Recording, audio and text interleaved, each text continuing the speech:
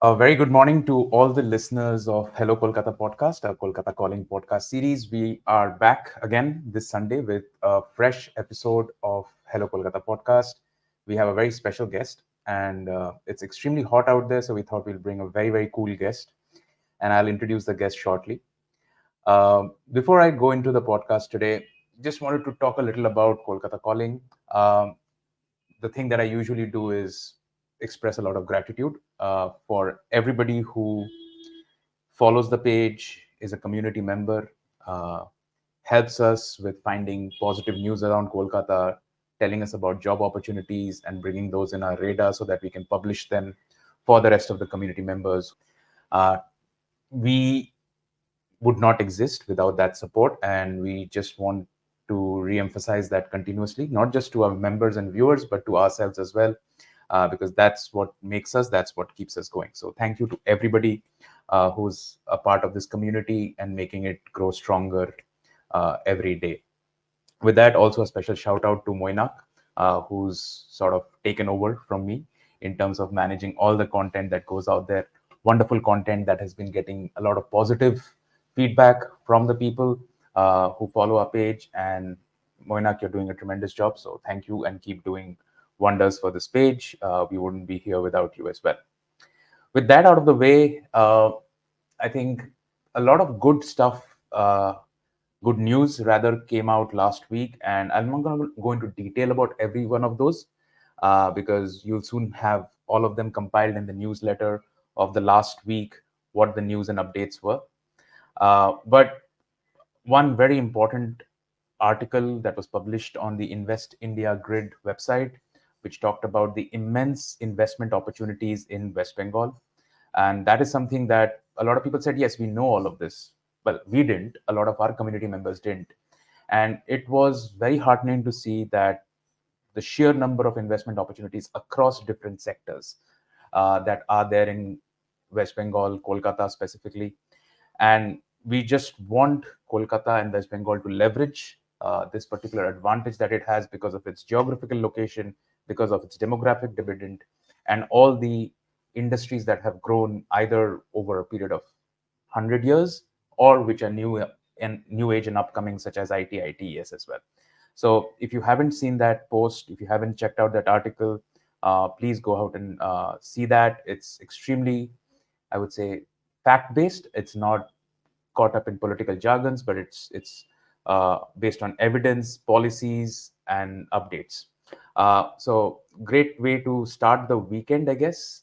And another great way is to introduce now our guest for today's podcast. Uh, we have, well, let me give you a personal introduction and then maybe I'll give the more formal introduction. I have known our guest today for 30 years now. And that's a long time because I'm 35 and I've known him for 30 years. So you can imagine. Um, as a kid, he was somebody, who was sort of an elder brotherly figure to me. And we'll get into more about us growing up in the 90s at that time when we introduce him. But he had a very deep and impactful role uh, in my life without him even realizing. When he gave me a few words of encouragement as when I was 10 or 12 years old. And that sort of helped me go on a particular trajectory. And then when I caught up with him 17, 18 years later, and I said, do you remember you had this influence on me when I was a kid? He said, no, I don't remember at all. I was a kid myself. So the moral of the story is, when we meet people younger than us, people who are trying to figure out their lives and navigating life, a few words of encouragement can go a long way. It did for me. And I want to thank him and will thank him when I see him live in a few minutes. So with that, let me introduce Sajan Nair, who is the founder of Agaamin Technologies, a Web3 digital identity service provider, and they are building the Bharatiya internet. Sajan, as you know, grew up in Kolkata, and then he started his career post his MBA in market research that evolved into advertising, and he even went on to found his own branded video content agency. He's worked in prestigious advertising firms such as Ogilvy Mather, Publicis, Mudra Communications, RSCG India, among others. He co-founded Warroom Films and EPlay, which specialized in film production, digital films, TV promos, and corporate films. And after a decade of working in advertising and marketing, during the pandemic, he decided to take a break and took that opportunity to get into technology and start Agaamin. And a little bit about Agaamin, and I know it's a lot of technology, which he will unwrap for us, but Agaamin is a smart name registry built on the open source protocol called Handshake. They are a universal identity solution for Web3, which is the decentralized web. Handshake names are essentially handshake domains, which are decentralized domains built on blockchain technology. So we'll understand more about how blockchain technology is helping these decentralized domain names as well. And unlike traditional domain names, which are controlled by a central authority, handshake names are offered to individuals and organizations and the power to own and manage their own digital identities autonomously without censorship or without any restrictions. So that's the introduction with Agaamin Technologies and Sajan Nair. Now let me bring Sajan or Sajanda, as I call him respectfully, onto the platform. Sajanda, Hey welcome to everybody. Hello Kolkata podcast. Thanks. Hi everyone. Okay, I hope I didn't mess up the introduction too much, but Yes, I did. you Okay. made it sound too colorful. I Hmm. myself don't see myself as such a colorful person, but thank you for the kind words. Yeah. And we will get into your entrepreneurship and Agaamin Technologies. Uh, but before that, wanted to sort of, as we usually do, understand a little bit about the journey of the individual, their origin story, if you will. You grew up in Kolkata in the 90s, and then sort of, after your education, you got into advertising, marketing. If you can take us through that journey a little bit. Um, my earliest memory growing up as a young kid in the 90s, or actually, the actual childhood would be in the 80s, like when I Hmm. was 4, 5, 6, 7 years old, was one of, to be honest, depression. At a Hmm. very young age, you remember those days, right? The best infrastructure you could see around was those 3 to 4 story government flat systems, those yellow colored Sure. government flat systems. Sure. Summers, Yeah. if you see that, think of it as Mexico in Hollywood movies: yellow Yeah. tinge, Yeah. dusty and hot, Yeah. Hmm. and then just people just floating around. And at a very young age, I looked at this whole thing and I was like, is this what I'm going to grow up into? Hmm. Like, no kids couldn't wait to grow up, but even at a very young age, at 5 and 6, I was like, even if I do grow up and I fulfill this great dream, this is what is waiting for me. And that didn't seem very interesting. Hmm. And so as a person, you could say maybe that is where the desire to see interesting things, do interesting things, and be associated with something that is at least beyond the pale and is interesting in some way was seeded Hmm. right into me. Now, growing up, of course, as a youngster, when you go out looking for interesting things, you do some right things, you do some wrong things, you do some wonderful things, you make some horrible mistakes, and I've done all of them and more. Hmm. But yes, if someone wanted to kind of say, what is it that drove you? I would say that is what drove me. That is what drove me to go and do advertising instead of doing something else. That is Hmm. what drove me to go and work in my college instead of just whiling away time. Not whiling away time, but you know how it is, right? Yeah. People just go to college and just do their thing. But I went to a morning college, which would like be from 7 o'clock to 10 o'clock or 11 o'clock, and then you had the whole day free, and I had to go and work. And I wanted to meet people who Hmm. were elder to me, brighter than me, smarter than me. So Hmm. that is what drove everything. So even when I had a chance to say give my masters, I went for mass communication. Even when I joined the institute had international business MBA, and then they had this advertising course, and I was like, that looks more interesting. So Hmm. I went for advertising, much to the disappointment of my parents. Even in advertising, the filmmaking seemed more interesting than the rest of it. Sure. So that is what then eventually led me to leave advertising and go into filmmaking. So it was always looking for something interesting, something out Yeah. of the ordinary, or at least something out of the ordinary within your range. right? Hmm. I mean, filmmaking may not sound like something out of the ordinary, but at that point of time, within my range, that was the most out of ordinary thing I could do. So then I went and did that, Hmm. and so on and so forth. Yeah, I mean, when we were growing up, and you were a few years ahead of me in that, you were never really the studious, education oriented child. You had different hobbies, different interests. I knew cricket was one, martial arts was another. I don't know if dancing or music was another as well, because you introduced me to English music proper as a kid. So do you think all of those elements also played into you going off the beaten track slightly? Because at that time, people didn't really pick up advertising, filmmaking, were mostly into science, engineering, commerce, medicine. Do you think that played a role?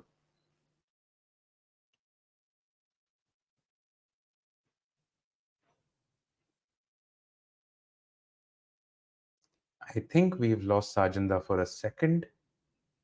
Um, Till Sajanda comes back online, let me regale you with one story, which I think you will appreciate. Sajanda, are you In back? between, Oh, I okay. dropped off. That's okay. Yeah, I was talking about, the 90s where you had, you know, other interests such as martial arts and cricket and music and dance. Do you think all of those sort of took you off the beaten track?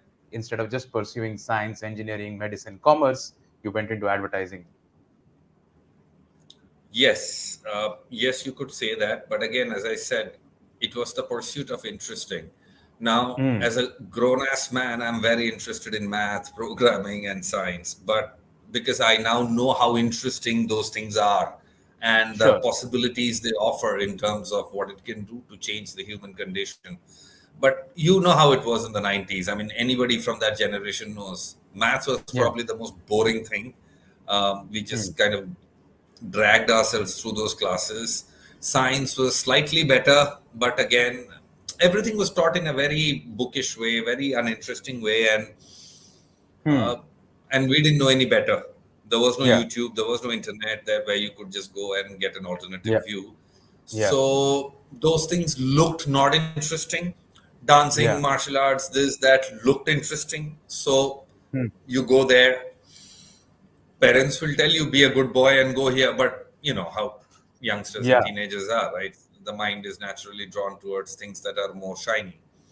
So it went through there, but looking back, I don't regret it because I managed to go, I touched various categories, I touched various subjects, I met different people from different walks of life. As a result of that, today I feel that I am much more rounded today thanks to Hmm. that, rather than what I might have been if I had followed a more traditional path.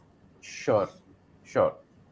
Tell us a little bit about your foray into advertising, and you worked with some of these amazing firms. How was that? Did you enjoy it? Did you take like a fish to water, or was it something very different from what you had imagined this interesting part would be? It was very different from what I had imagined. I got placed right out of college into Enterprise Nexus. At that time, it was one of the happening places. This Hmm. gentleman called Mohammed Khan was the bad boy of advertising, and Enterprise was his baby. So the agency Hmm. had that flavor, pretty much like most agencies of that time, because today advertising and media largely attracts trained professionals. Someone who's gone Hmm. and done a mass comm or a media course, Sure. they are very clear that's where they want to be and that's why they are there. But at that time, advertising was a bunch of people who didn't know what to do with their lives. They did many things and then found that advertising is their flavor. You So would they say, were was it interesting very people. raw? Like it was very raw. It was never streamlined, structured. It was a bit chaotic and raw. Yeah, highly chaotic, but that was not a problem. My lack of, when you think advertising and you're not in advertising and you're a young kid, so you think it's all about shooting and, you know, making videos and models, Yeah. and, that's in your head. But when Yeah. you actually go to an ad agency, you find out it's about market research, it's about understanding consumer behavior. A lot of it is management consulting kind of work or brand consulting kind of work. And at the Hmm. fag end of it, there is a film. Hmm. Okay. right? And usually the film, at least back then, it was a big thing. Today you have, cameras, equipments. They've made video much more accessible to you. Yeah. Back then, making a video meant a big thing. So the top creative head, the top marketing head, the top agency head, they would all be involved in it. And these people who made videos back then, like Prasoon Josh, Joshi, or not Prasoon Pandey, these were big names. And they had their own eccentricities and stuff like that. So it was essentially normal management work, brand work, Hmm. with one video once in a while. Hmm. So you quickly realize that this is more office work. Hmm. The typical office work, and not exactly the models wala dunya that you probably imagine in your head. Yeah. But that was good because I understood that these videos are actually tools to influence the human mind, and how much thought process goes into it, and how Hmm. small cues, like maybe the odd word or the odd music or sound, can play a huge role in creating certain tendencies in the mind.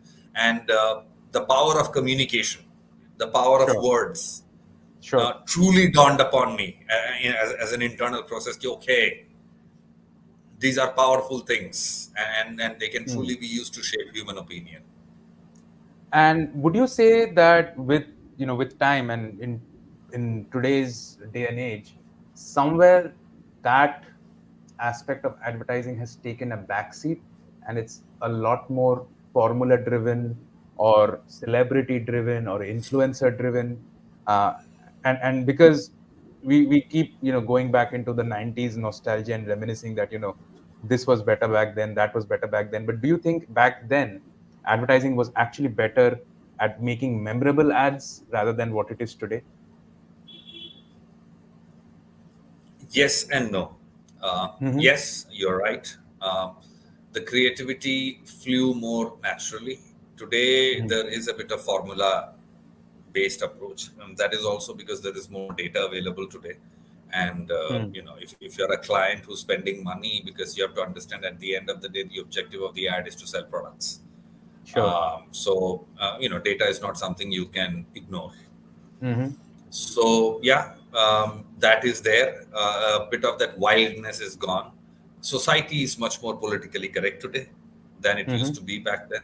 So the leeway you have with language, the leeway you have with concepts, Mm-hmm. jokes, they're all much more limited. Brands want to be much more politically correct. So Hmm. all of that has played in making advertising a little more straitjacketed. Hmm. But I want to pick on that word where you said memorable ads. Mm-hmm. If an ad is memorable at the expense of the product, that's actually a bad ad, Mm-hmm. right? Like, suppose I suddenly start screaming and shouting on this podcast, behaving like a monkey or whatever, and abusing and Sure. everything. People will remember me Yeah, more sure. Sure. than the rest of the guests, right? Hmm. Now, as a product, you probably want to be remembered. Advertising at the end of the day is helping you stand out. Of course, screaming and shouting and abusing won't have a good impression. But Yeah. let's say I started singing right now. Okay. Hmm. So, people may not remember me, but they'll be like that guy who sang on your podcast. Hmm. They'll remember that in their head. Sure. So, advertising is about standing out. Hmm. So, my focus has always been, how can a product stand out? Mm-hmm. And I never really got along well with a lot of my seniors and probably clients. And I still believe that that thought process, at least in this part of the world, won't, where I believe that it's all right to be politically incorrect, Mm-hmm. because the incorrectness bit is forgotten very quickly, Mm-hmm. but the impression stays in your head. Let me give you an example. All of us remember Honey Singh. Yeah, yeah. Yeah, he came with songs filled with abusive stuff, like Yeah. literally unspeakable stuff. Mm-hmm. Then, of course, he went off the kilter because of drugs and stuff. That's a different story. But after that, he had a pretty normal career. Yeah. That was the thing. He announced himself. Everybody knew there was this weird guy called Honey Singh. He quickly started singing normal songs. He started doing normal albums. The Yeah. weird Became bit went mainstream. off and just, yeah, and, the weird bit just went off and just Honey Singh stayed. Yeah. So that's a great example of advertising. Mm-hmm. You kind of announced yourself in a way. Another character that we may all, I don't know if you're following the US elections, Vivek Ramaswamy. Yeah. Of course. Yeah, suddenly very different. Even Donald Mm-hmm. Trump, for that matter, Sure. not in the Sure. typical mold. Hmm. And as you can see, the negativity towards him in the first term and the negativity towards him as he competes for the second term is very different. Sure. He's much more mainstream now, Yeah. as That opposed to shock and awe when value, the shock and awe factor, I think, has been toned down. the shock factor goes off, but the memory remains. Like that guy Yeah. exists now. Yeah. Yeah. Yeah. So I see advertising as that, as to it must shock and awe. The Hmm. shock will wear off. The Hmm. awe will stay. Hmm. Interesting. So yeah, that's how I put it. And So would some of not too many these brands in thoughts? India, Yeah. not too many brands in India are willing to take that path. Mm-hmm. But it is definitely something I would encourage startup founders to explore. You have no money, you have nothing. All you can do is shock and awe. The shock will wear off. If the awe stays, you've made it. Yeah. Maybe we'll come back to it because there was something recently, as recent as yesterday, that one particular company put out a front page newspaper ad, and that brought in a lot of controversy around it. But maybe we'll get to that if time permits. But do you think that your particular approach to advertising led you to step outside the corporatized advertising agencies and start something on your own, where you co-founded Warroom Films or EPlay and got into sort of doing your own thing for customers? I got into doing my own thing because I was sick and tired of doing things for other people. Mm-hmm. Yeah, but let me be very honest, you never do get away from that, because even when you're doing your own thing, you have customers. So you're doing things for other people. But you Sure. have a little more freedom. You get to choose when to work, or what things to work and what you don't want to work on. So yeah, that's there. I wouldn't say my approach to advertising, because during the agency days, I always had seniors, so I really couldn't push my thought process, the full, the politically incorrect or the shock and awe or the disruptive way of going about things. Hmm. And even today, when I do my own things, brands are reluctant. Hmm. And maybe rightfully so. Today, if I have a brand, Agaamin, now that I have my own brand, I am a little wary. Maybe because of my nature, I might be willing to take that additional risk with my brand. Hmm. Hmm. But you are a lot more wary. Okay, God knows how will Twitter react to it, how will social media react to it. I hope it doesn't go sideways. You Yeah. know, so because I think it's also a function of the society. Maybe a more European or American society, which is used to open to politically incorrect stuff. That Sure. kind of stuff would have, rocked it better. Yeah. And I think when you talked about the US being more open to politically incorrect stuff, I think that Used to has, be. yeah, used to be, like, that has completely changed now. I think Totally. brands there are very, because you'd never know what section of the demographic certain words, certain visuals can trigger people into going and canceling you. And since we're talking about it, and you said you don't have a hard stop at 12, I'll get into it, and then we'll come into Agaamin in a moment. There was an ad that came out yesterday, and I just want to weigh in on your views on this, where they talked about uh, a topper in the UP board exams, a girl who had facial hair, and then the ad was put out by a shaving company saying that may you never get bullied into buying our razors. Uh, Now, the intent, we don't know what it was, but the founder said that it is all done in solidarity with the girl who was getting trolled for her looks, and we just wanted to put that message out there, normalizing body hair in women. Fair. That garnered a lot of criticism. from all quarters, and today it's on the trending list of Google searches today morning. How would you look at that, an event like that, despite whatever history the founder has with making shocking and controversial statements Okay, so here in you'll have to media? separate the Hmm. Yeah.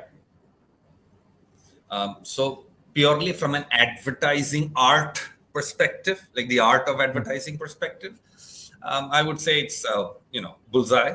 Here we are talking about it on a podcast. Sure. That's free publicity right there. Yeah. Sure. So obviously, he's hit the mother load.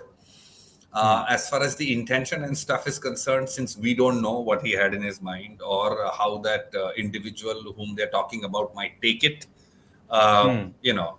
it's difficult to make a moral judgment on it. Or should we even make one? Hmm. Who are we to make that moral judgment? That's also a question that can be asked. So I don't want to go there. But purely from the perspective of, did you stand out? Did you drive a conversation? Will people Hmm. remember your brand? Will people Hmm. eventually forget this? As soon as Virat Kohli scores a century, or an actress has a wardrobe malfunction, or a politician says something bizarre, Hmm. this will be forgotten, but the brand will stay. Hmm. So Fair. I think from that perspective, from a communication perspective, it's bang on. I know there'll be a lot of brickbats for my opinion, but that's okay. No, fair. I think you also believe in unconventional, opinions, as well as standing out, as you mentioned, finding out what's more interesting, what's more quirky. Which brings me to the next part, and which is what where we want to sort of uh, unwrap the whole technology piece. How did you get into technology, right? From an advertising marketing background, I know you said pandemic was the trigger, but how did you get into technology, and specifically Web3, and into building Agaamin? What was the genesis of that? So I got into getting into technology in the sense I started slowly around 2012, 13, started realizing, as an advertising guy, you have this, I'm allergic to tech, man. I mean, I don't like tech. I like the human spirit, and, you have Hmm. all that funda, right? But then Hmm. slowly, I started realizing, even as advertising was becoming more technology driven, and I was always someone who was interested in reading, kept in touch with what was happening around the world, and the power of social media was beginning to become apparent. Hmm. How Facebooks and the YouTubes and the Twitters of the world were changing things. So I quickly realized that maybe my perspective on technology has not been correct. Maybe technology offers a lot of scope for creativity. Hmm. Technology and it is a singular tool that, with one stroke of brush, has the power to change the lives of billions in one go. I Hmm. mean, never before in human history have we been given such a power where you can write 10 lines of code and that can just change human history. Hmm. So that was beginning to slowly dawn upon me. So by the time the pandemic came, my interest in technology was pretty firmly established. So that was that. Now, when the pandemic came, as I said, by then I was already running my own video content production house, and video shooting is not something you can do remotely. You Yeah. actually have to be in front of the subject, right? So Yeah. when the pandemic started and the lockdown happened and the whole thing, everything was beginning to go remote, and even education was going remote. You know, Byju's was more popular than classrooms. Schools were being run remotely. Offices were remote. I was genuinely in an existential crisis. I mean, okay, now things are back to normal, but we didn't know that at that time, right? I was Sure. like, is this the future? I mean, what if it Hmm. never comes back to reality? What am I going to do? Hmm. Um, so then I said, okay, technology has always been a passion. And clearly things seem to be more tech driven thanks to the pandemic. Even, Hmm. even non-tech sectors are going the tech way to become remote. Yeah. So I thought, okay, that's a space I should definitely explore. So free Hmm. code camp, Udemy, all of these places, learning how to code, solution architecturing, how does internet work, how does DNS work, what is hosting, Hmm. all of that, the ABCDs of technology, and I started moving in that direction. So that is how I started getting some knowledge and flavor of technology. But what gave me the impetus was I bought myself a phone. And I'm into big open source and all, and Apple is closed source man. I do Android, all that. Got myself an Android phone, and I was like, let me try and use this without putting in my Gmail ID. And it took me all of 10 seconds to realize that it's a terrible idea. Suddenly, I realized that if I have no Gmail ID, means I have no access to Play Store. No access to Play Store means no apps. No apps means no smartphone. I realized it is the same for Apple. If you have no Apple ID, then boom. So if you don't have a Gmail ID or an Apple ID, in most parts of the world, one of the most fundamental requirements of human society, which is access to the outside world at the drop of at a click, is denied to you. You can't have a smartphone if you don't have a Gmail ID or an Apple ID. Now, while it has always been the case and it has been staring at us in the face, we don't truly realize it. And this realization felt like a slap to my face. I was like, what the hell? Not that I have anything against these companies, right? Don't get me wrong. They've done amazing things to, take the human race forward. But yet, choice to mangta hai na. I mean, at least I personally, I may still use Gmail, but I want a choice. And then that is when, my technology exploration and this experience, and I was like, can technology solve this problem? Okay. So that started coming in, and then Web3 started, Web3 was big, and Web3 was all about that itself, centralized infrastructure so that it is not controlled by any particular entity. So then one thing led to the other, and it just started falling in place. And then next thing I knew, I was running a tech company. Wow. And for our viewers and for me personally, if you can unpack a little bit about what is it about these decentralized domains, decentralized web, and I sort of mentioned handshake names or handshake domains as a revolutionary new concept on which Agaamin Technology is building itself. If you can unravel it a bit, maybe explain it to me as if I were a 12-year-old, 20 years ago. So yeah, going back to the past, are we? Okay, yeah. So before I talk about Agaamin, let me talk about Handshake, the stack on which we have built, and it's got a very fascinating story behind it. Okay. Like in 2009 or 8, I'm not sure. I mean, I think it was 9. One pseudonymous name called Satoshi Nakamoto came out with a white paper that changed the world forever. Yeah. Now, in that paper, directly inspired by the events of the 2008 financial crisis, and then various other things that followed, which is like taking down DNS from WikiLeaks and then refusing them PayPal gateways, all of that led to this whole, movement, which led, you could say, culminated in that white paper, where he wanted to use bits or computer power to solve two fundamental problems of the human race. Now, I don't want to get too deep into it, but there's a reason why, Satoshi Nakamoto is missing, whereas every other founder of every other blockchain goes around flaunting their work.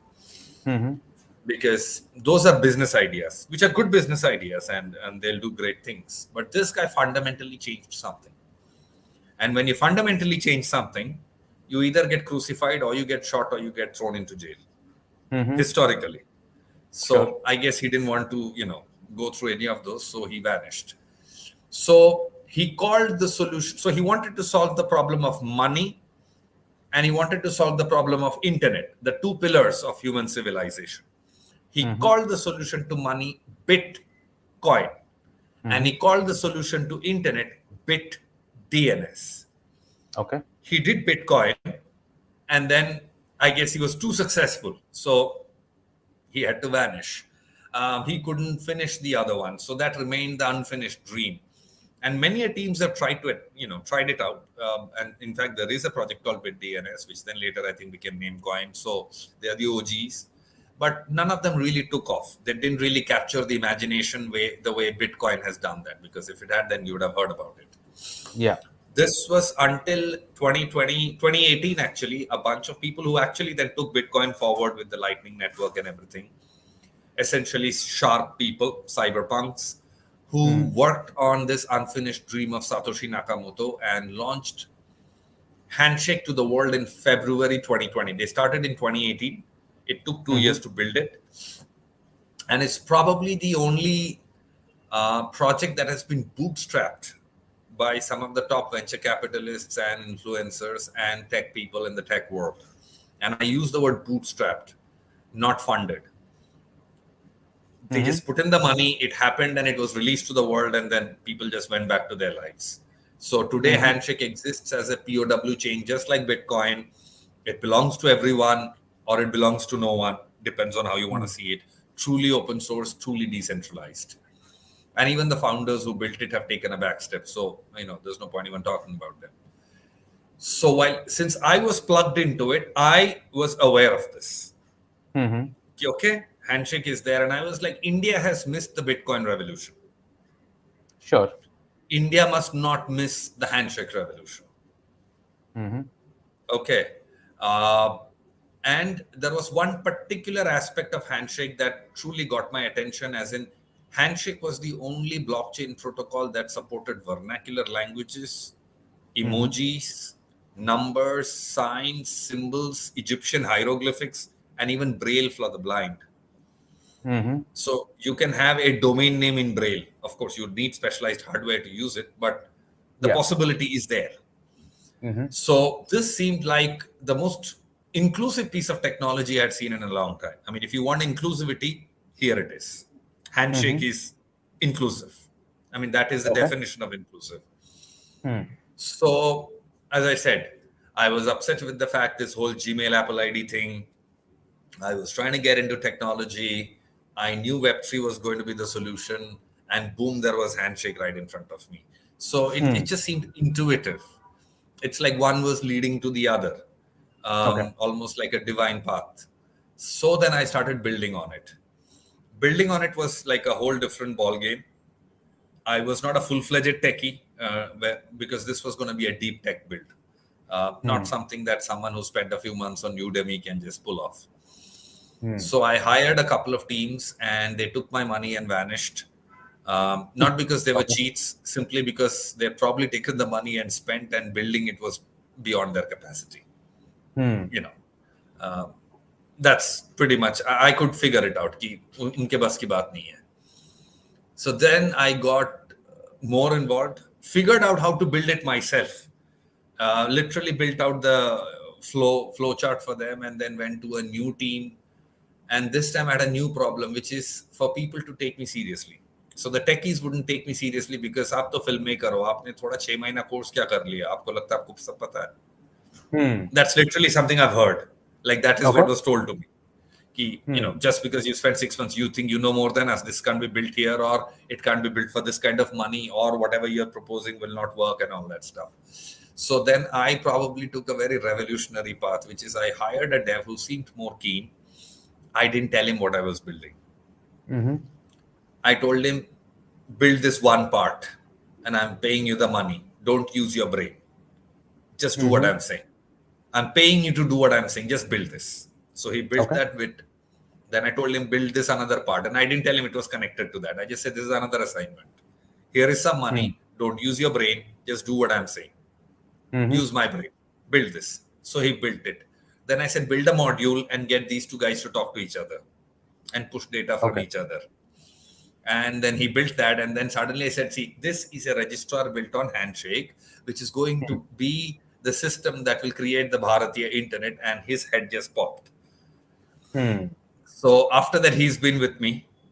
He was my first dev, or rather, I should say, the first believer in the project, because he himself couldn't believe that he had built it out. So that started our journey. And then Agaamin went from there. Okay. And if you can sort of help me and the viewers understand, what is Agaamin offering? What are the services? What is the product? And what is the benefit that users can derive out of it? So, in very simple terms, I'm giving you a name. That's the micro story. The macro story is we are building a Bharatiya internet or a vernacular internet for the world, for 2.5 billion people. So let me try and reconcile these two stories. So if you see India, there are about 10% understand English. Okay. 2% use it as first language. And yet the larger infrastructure of the internet today is English. Domain names are English, email IDs are English, user IDs, passwords, digital identities are all English. After crossing all those layers of English, you may have vernacular content. So if you see majority of India, we say that India has, like about 800 million odd internet users. You need to look at what are they doing. Most of them are just on WhatsApp and browsing YouTube. They're not doing anything dramatic with it as compared to people like us who probably use internet for everything. This is largely because of the language barrier. Most people in India and in the rest of the world, there are about 5.5 billion users on the internet, out of which 2 billion come from Latin alphabet-based cultures. When I mean Latin alphabet-based cultures, means you have English, then you have the Spanish, the German, the French. They all use Latin alphabets. So that's about 2 billion people. Then 1 billion, let's say, is China. They have their own Mandarin Chinese internet. So they're set. They have no problems. Then there are these 2.5 billion people who struggle on a day-to-day basis. They come from non-English speaking cultures, but the infrastructure is largely English. Majority of them manage on the internet. We want to build an infrastructure, a namespace infrastructure that will allow these 2.5 billion people to access the internet in their own languages, in their mother tongue, right from the infrastructural layer to the identity layer. And well, content is anyway there. So that's the large vision, an internet that works for everyone. That's one, the language barrier. Second, the identity barrier. Now, in the real world, Shubhid is your name. Okay, that's that. So, after survival, if you take care of your survival needs, the next immediate need in the ladder is identity. You are so Shubhid is my friend, Shubhid is my brother, Shubhid will be my father someday, Shubhid is somebody's son. All the relations we have around us is because of that name, that identity.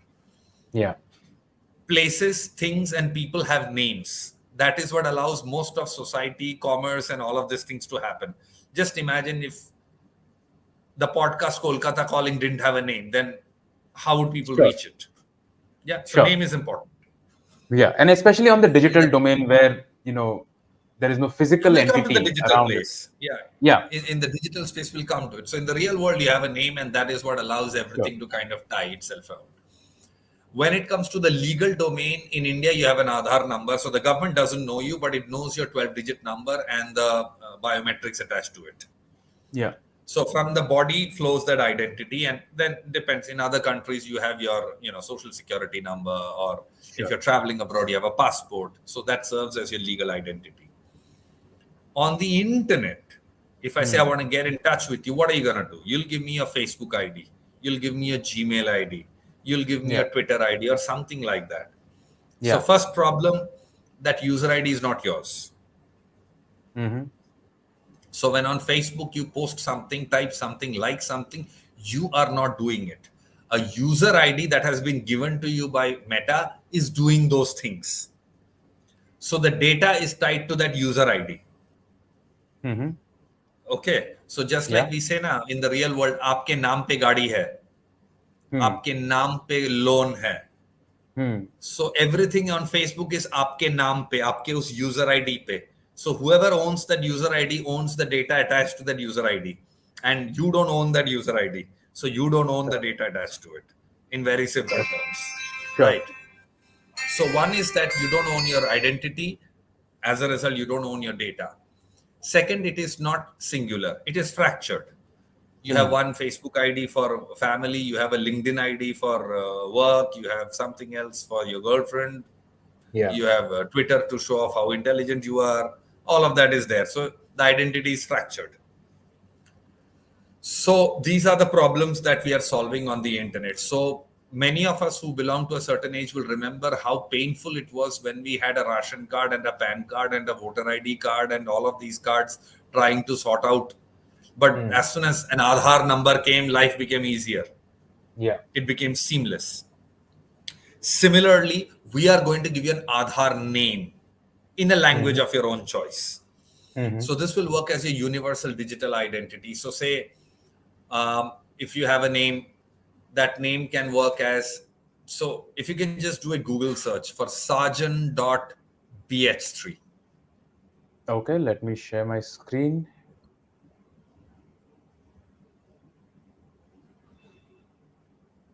Is the screen visible? Yeah. Okay. Yeah, it is. So, Sajan, Sajan.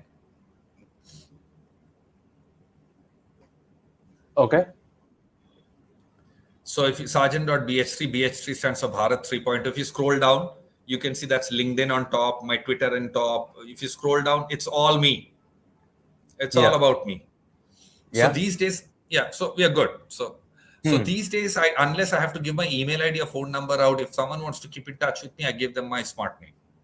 Yeah. This is my smart name. Sergeant.bh3 can be used to find me on the internet. Yeah. Sergeant.bh3 can be a domain name, though it Hmm. doesn't resolve in all browsers, but it's quickly catching up.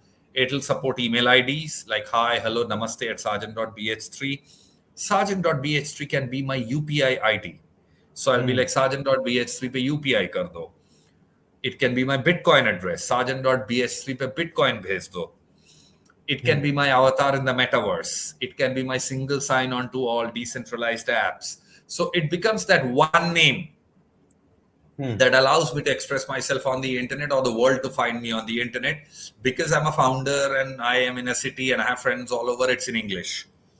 Hmm. But there are many you would have seen on social media, people who type in Bengali or people who type in Hindi, Tamil, Telugu, Yeah. who have a much smaller range in terms of their social life, and they may not be comfortable with English. So in that case, you can have a vernacular name, like say Sajan.bha, let's say Hmm. Devnagari Bha as an extension, like a .com, you have a .bha and Hmm. Sajan.bha. So that can be my Hmm. domain name. I can have a Hindi email ID in Devnagari, UPI ID, Bitcoin address, da da da da da da.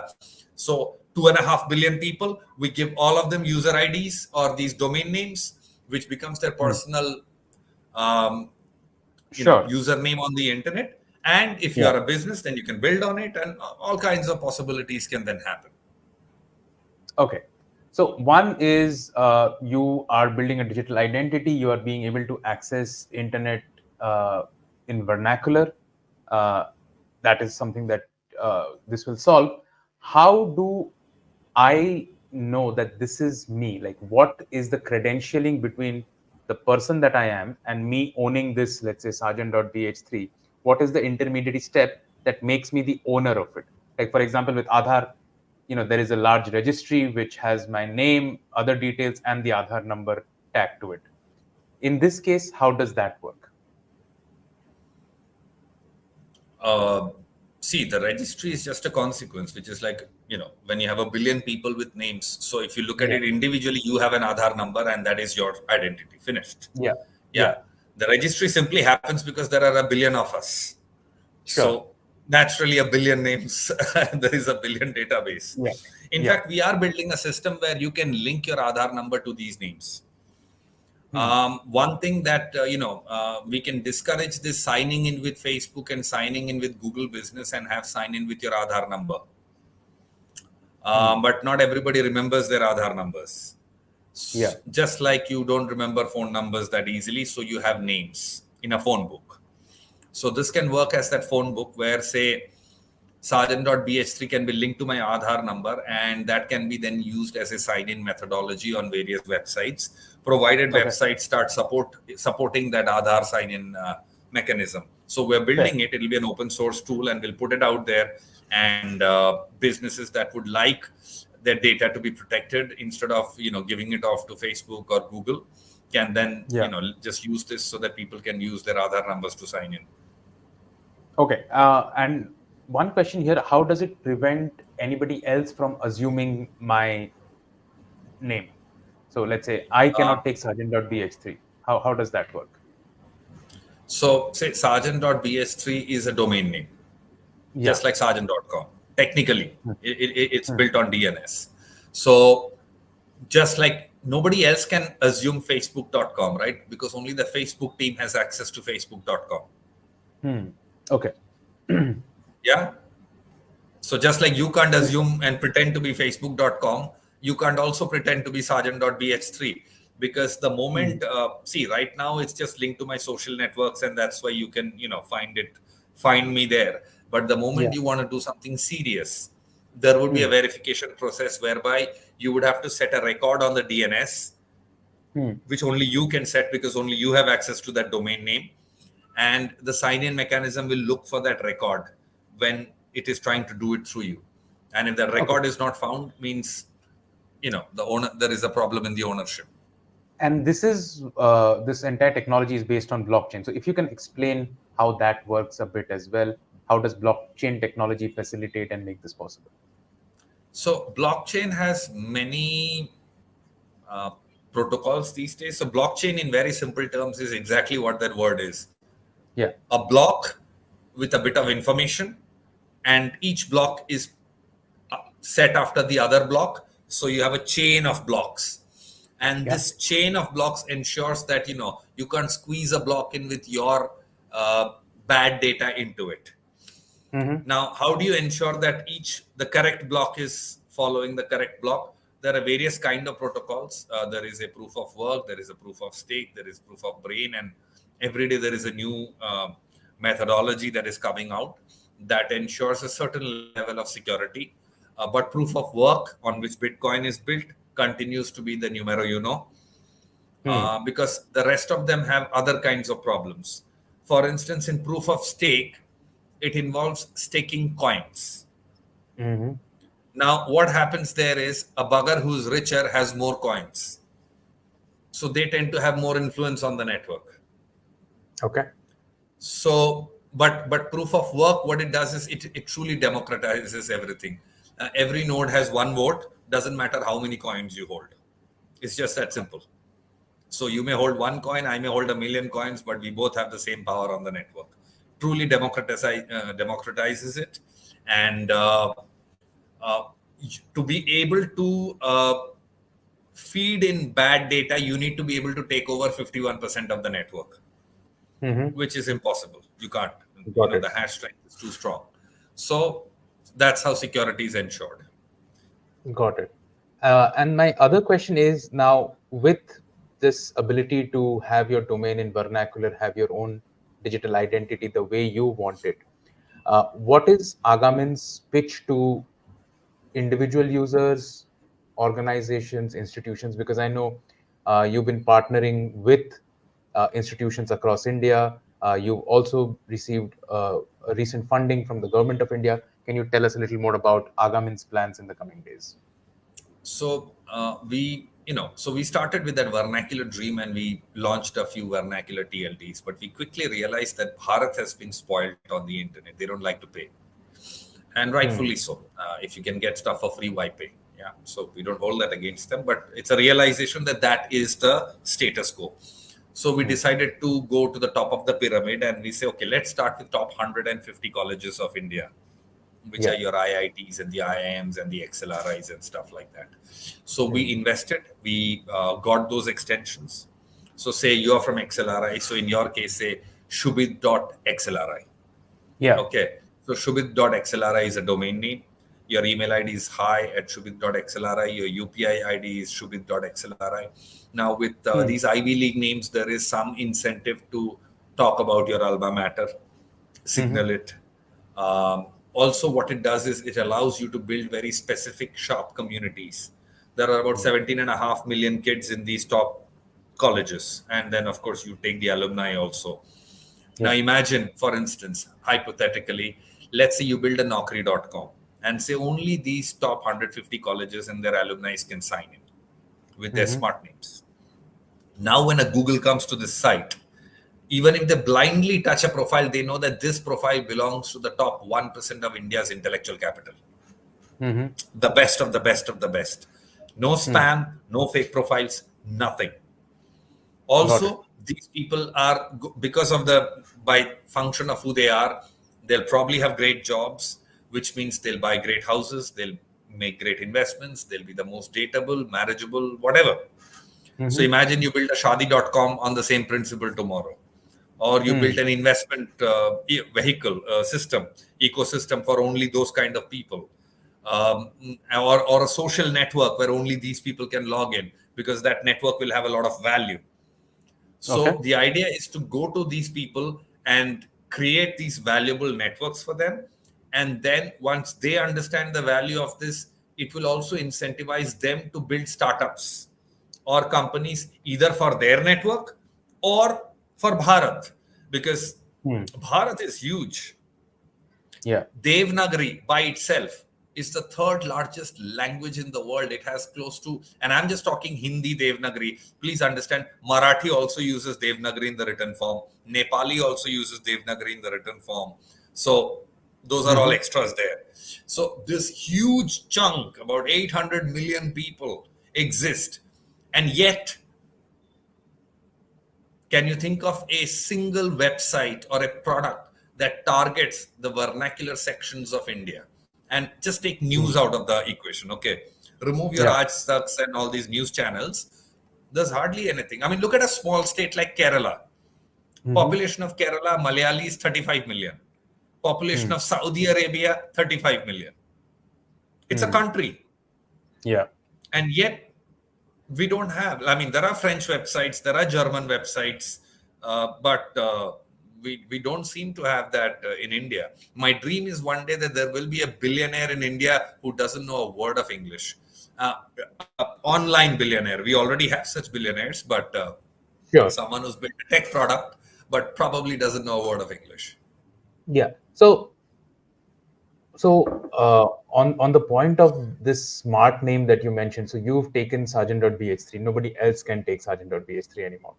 Now, let's say you took an example. If I want to get, let's say, Subit.xlri, what would be the process for me to do that?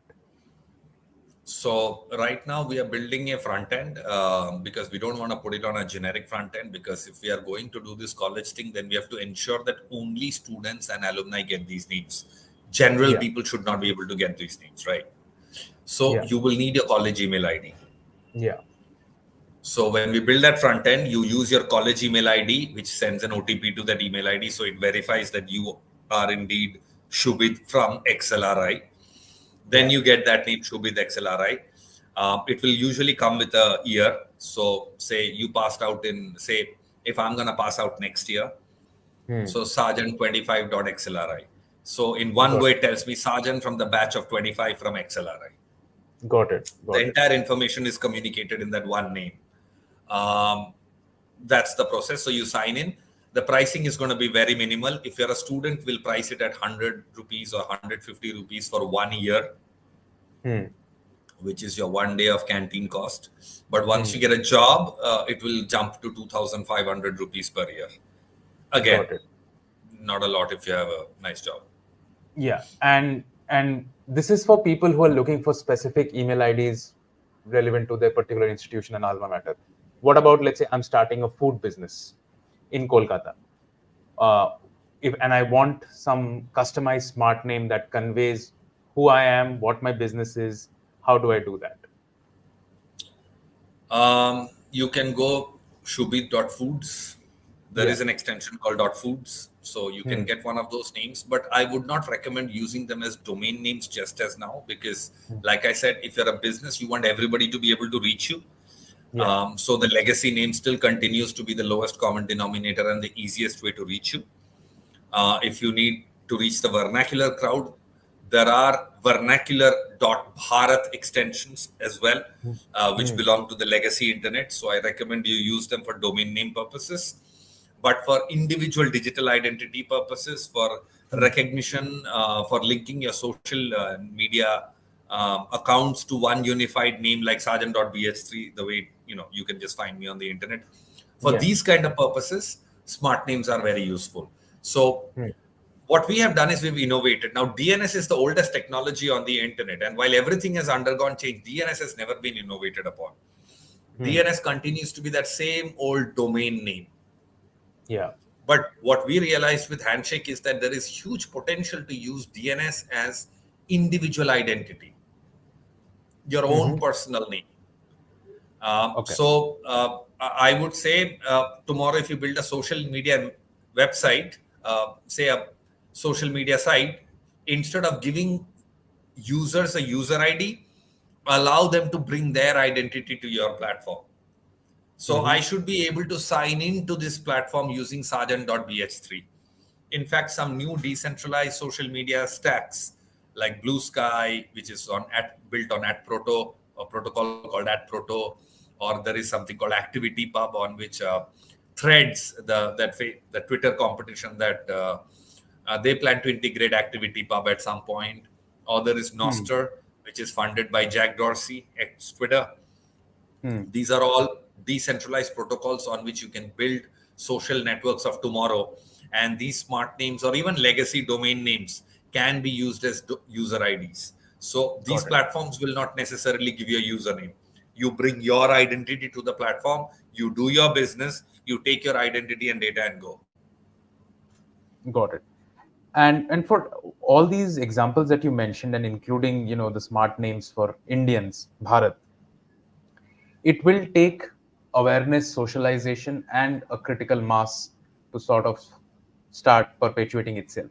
So what are your plans of spreading that awareness and hitting that critical mass?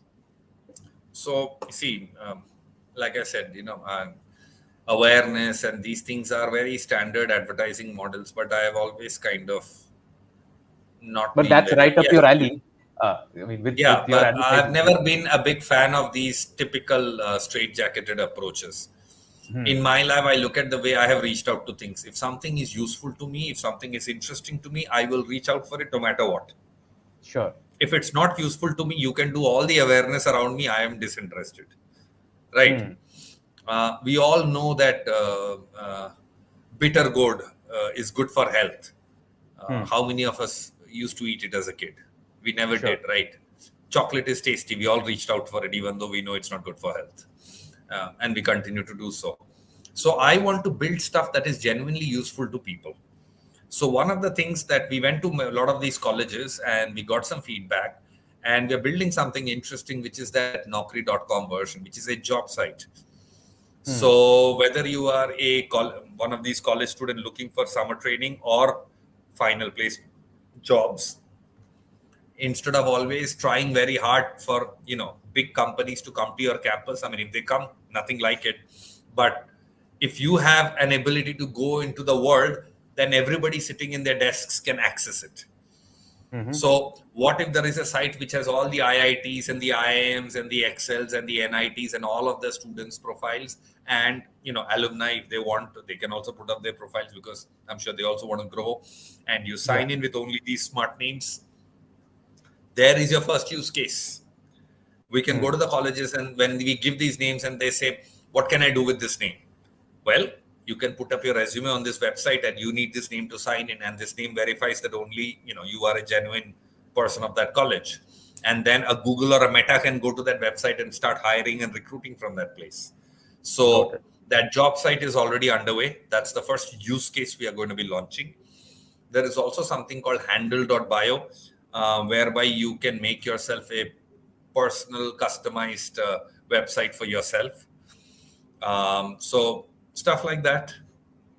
Can you just check out Sajan.info? I don't know if it is still up and running. I have not used Happy it to for do a it. while. So Can you repeat that once again? Let me search. Yeah, tell me. SAJAN Yeah. .info. No, it's a website. So just put it into the browser directly. Yeah, I'm putting in the browser directly. Yeah. Sajan.info, INFO, info as in information. Yeah. So see, if you scroll down, so this also works as Sajan.bh3, but I did not recommend it because a lot of people don't have Web3 compatible browsers. So I created a Web 2 version so that you can understand. So Sajan.bh3 works also like this. So Sajan.bh3 works as my domain name. So you go here and all about me is right here. That appointment thing. So if you want an appointment, you can click on it and then you can fix an appointment with me. You can do all of that. So the whole identity thing will come around that. Very interesting. And today, let's say you mentioned that as an organization, if I'm planning to build my business around it, maybe I should wait till it becomes a little more mainstream. But as an individual who is looking for a personal identity, I definitely can use it. Take I control would of. urge you to, depends on what kind of business you're building. If it's a brochure website, then yes, you should wait. But if it's a website that is actively interactive, then build it, because these names will be useful as user IDs. What I'm Yeah. the thing we're trying to say you build a Bengali social network. Okay. Bengalis have a different flavor. They like to discuss, they like adda, they like to discuss politics, music, culture. So maybe a social media site that is specifically for Bengalis, and people with can sign in either with their English names or even Bengali names. So let's say .bho in Bangla exists. Yeah. So if you can just go to agaamin.in so that people can see. Yeah. Let me do that.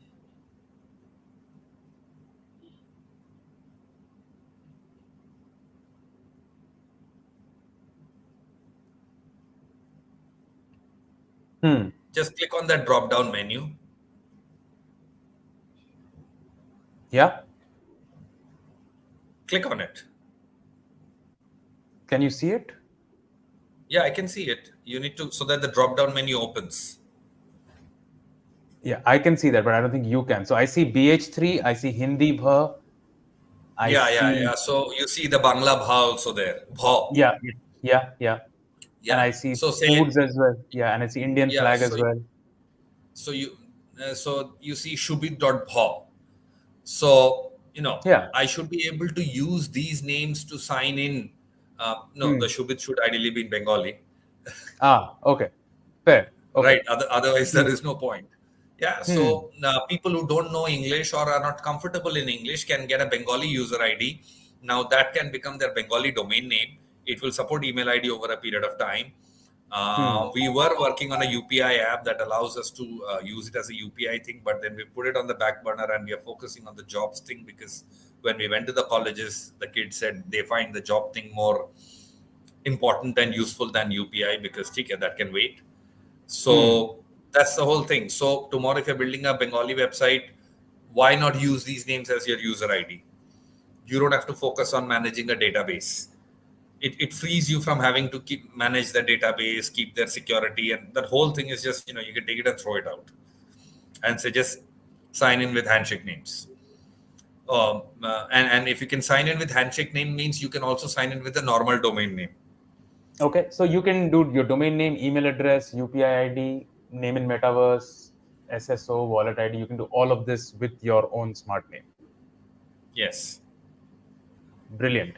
And Okay. since this is built on handshake, there are about 200 startups across the world doing all kinds of crazy things on handshake. So these names Hmm. will work with all of them. Okay.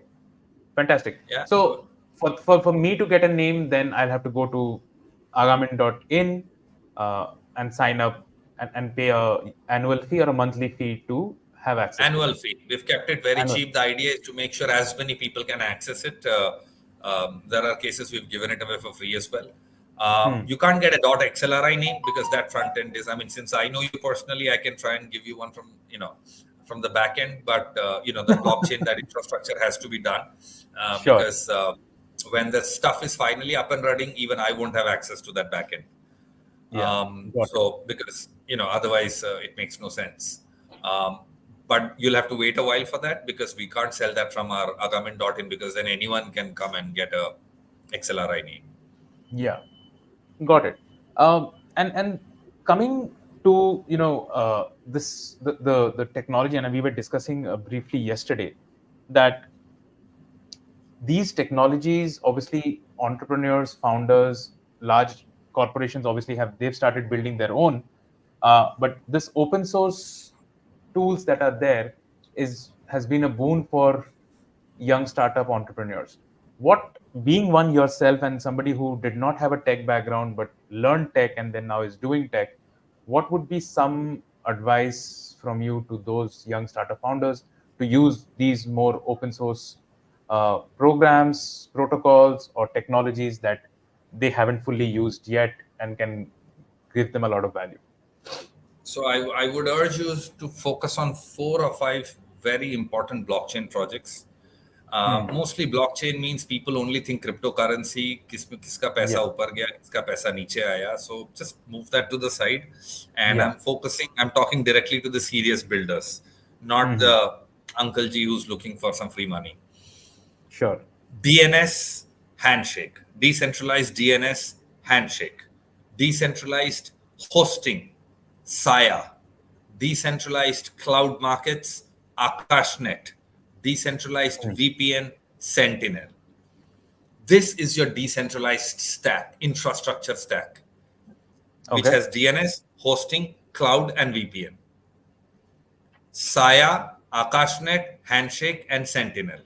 So Hmm. please look up these projects, Hmm. build on them.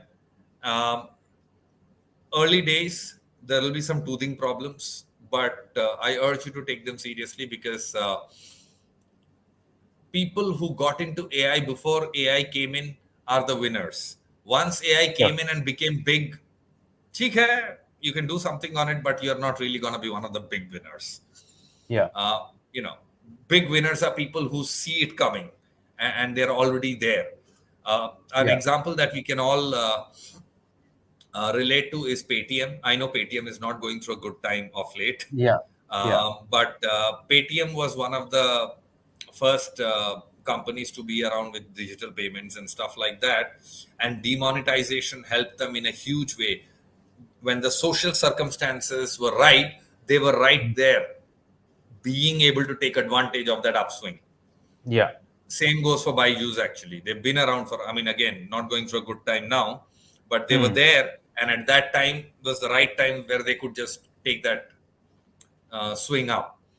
So these are new emerging technologies, and I would urge builders and youngsters to pay attention to them because once it starts going up, then the whole momentum takes it up. But now is the Hmm. time to get into it before it actually becomes like totally everywhere. Got it. Got Also, it. I would Hmm. urge these Ivy League college kids and alumni. I mean, if you're looking for the next big place to build startups for, Bharat Hmm. is a huge space. So look at Handshake.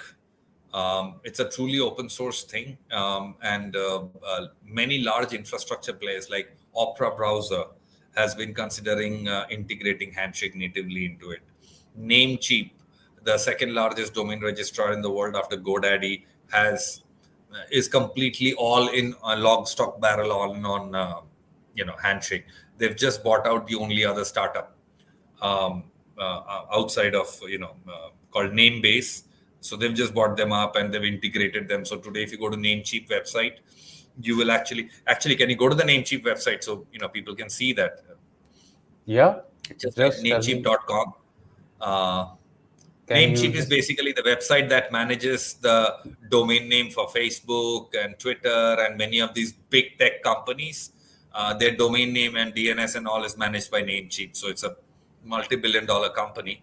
Okay. And if Spell it for me. Namecheap, Namecheap, Sasta Naam, Namecheap.com. Okay. Hmm. So if you go to Namecheap.com, just type, say, Shubit.com. Just type Shubit.com. Just any, yeah, search. Can you see Handshake, the third one? Yeah. Yeah. So if you click on that Handshake tab over there, domains, auctions, Handshake Yeah. on top. Yeah. So Handshake names are available. So they have their own set of Handshake Hmm. names. Very So interesting. mainstream players are already offering these things, but it is not being spoken about because the industry people know what is big, before it becomes big. One day it will just explode and everybody will be like, Tuiki handshake Janish. It'll be too Hmm. late. Dada. Very interesting. And I think a lot of this, as you rightly said, we catch the wind of it once the train passes us. We don't see Yes. it coming. Yes. In So, fact, Since October 2022, nobody seems to be able to speak a word of English without using the word AI. Yeah. Yeah. What most people don't realize is they were building it for 7 years. Hmm. Yeah, for 7 years. So they saw it 7 years before 2022. And they started building it, and now, boom, it's everywhere. Uh, so, that's how technology works. Yeah. And this has been fascinating, Sajanda. I think I learned a lot today because I was completely luddite when it came to all of this DNS blockchain. I think it's been a good education for me, and I think folks who've been tuning in or will listen to this later as a recorded video will learn a lot. Before we go into our last segment, and I know we've already overshot a bit, and it's Sunday, I don't want to eat into your family lunchtime. Uh, if people want to explore Agaamin, their services, their products, they should directly go to agaamin.in, reach out to you via LinkedIn, or reach out to you at sajan.bh3. What is the best way? Sajan.bh3. You can reach out, or you can put Sajan.bh3 on YouTube. It will take you to our YouTube channel, and all the videos are there. I mean, if you Mm-hmm. find, if you prefer videos, then, I've spoken in length about various things. Each of the subject I've spoken to, I've broken it up in more detail. So if you want to do a deep dive, then that is there. Or, like I said, you use Sajan.bh3. You can find me on LinkedIn, Twitter. You can reach out to me there. Wonderful. Sajan, the last question before we let you go. You've grown up in Kolkata, Calcutta, back in the day, 80s, 90s.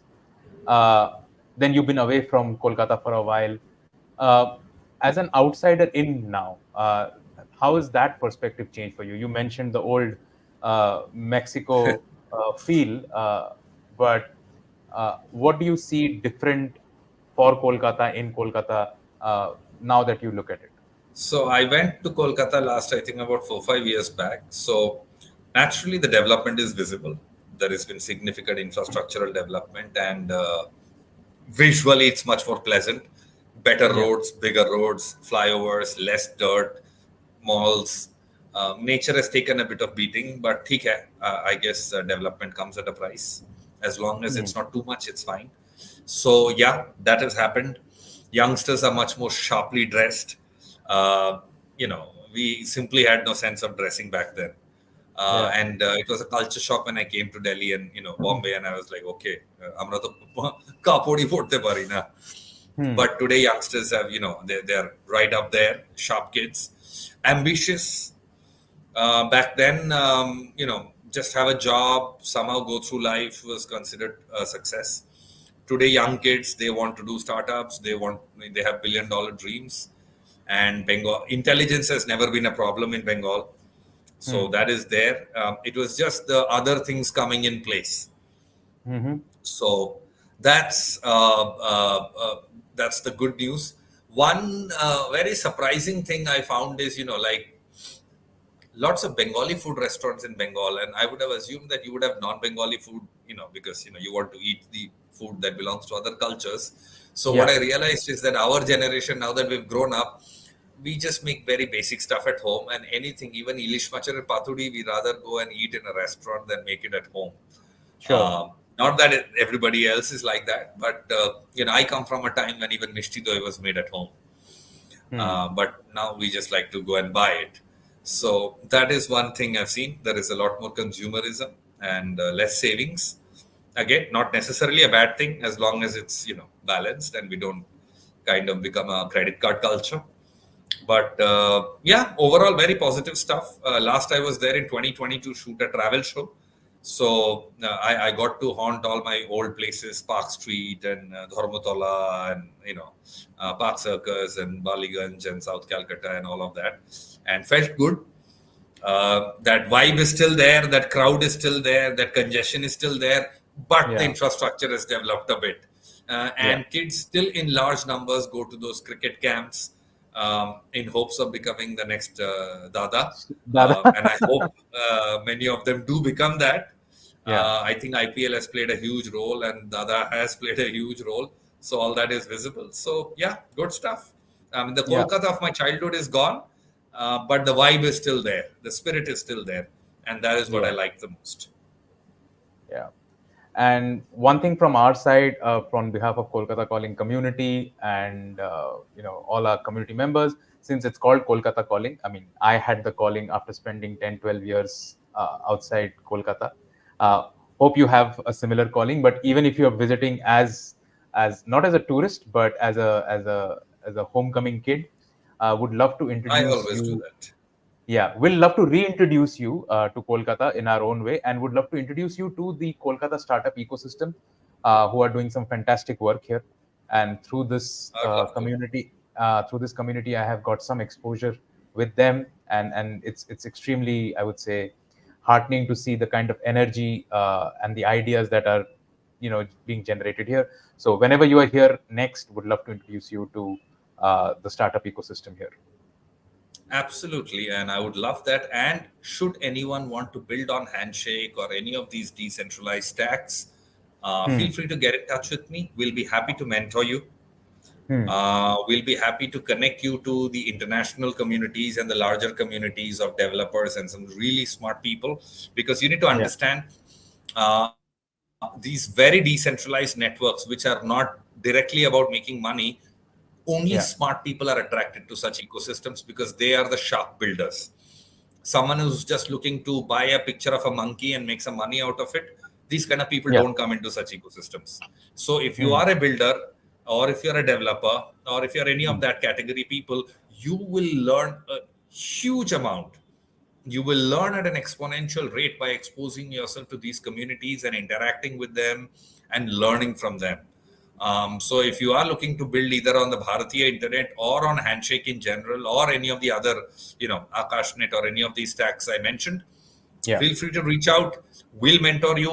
If it is beyond our capacity, we will find you the right people who can mentor you. Yeah. Wonderful. And I think I can attest from a personal level on your mentorship. Have been lucky to be at the receiving end of it. And I know you are also available on TopMate, where you mentor on different things from life skills to tech to public speaking, oratory, all of that. And I'm just going to close with this that, which I started with, 24 years ago, you gave me some advice which shaped my life in some way. Then, in the peak of the pandemic, which was probably the coldest and the foggiest night in Delhi in ages, and I reached Oh out to yeah, you. I remember I that reached one. out to you because I was going through a phase, and no questions asked. You just drove down to my place. We sat, we chatted, and that was very, very, I would say, touching for me, because even though our association goes way back and we never thought our paths would cross, but it has managed to cross again and again. And I hope that our paths keep crossing, and may you continue to do, well with Agamin. All the best with the venture. And next time when you're back in Kolkata, would love to host you and introduce you to the Kolkata startup ecosystem as well. Thank you, and I'm happy to see you with this initiative. Hello, Kolkata. I want you to understand Bengali is the fifth largest language in the world. Hmm. That's a huge ass market. And I'm actually happy to see someone building very specifically for that ecosystem. That is something, you're not on building it on Handshake, but you don't need to. But the spirit Hmm. is same. Someone who's building for a very specific vernacular community in India. And I hope more like you, more people think like you and see the potential over there. Yeah. So thank you for the kind words. And of course, our karma is intertwined and we'll continue to cross paths, man. Cheers. Cheers. Thank you, Dada, and have a great Sunday. It was lovely talking to you. I'll close the stream with that. Yeah. Cheers, man. Bye bye.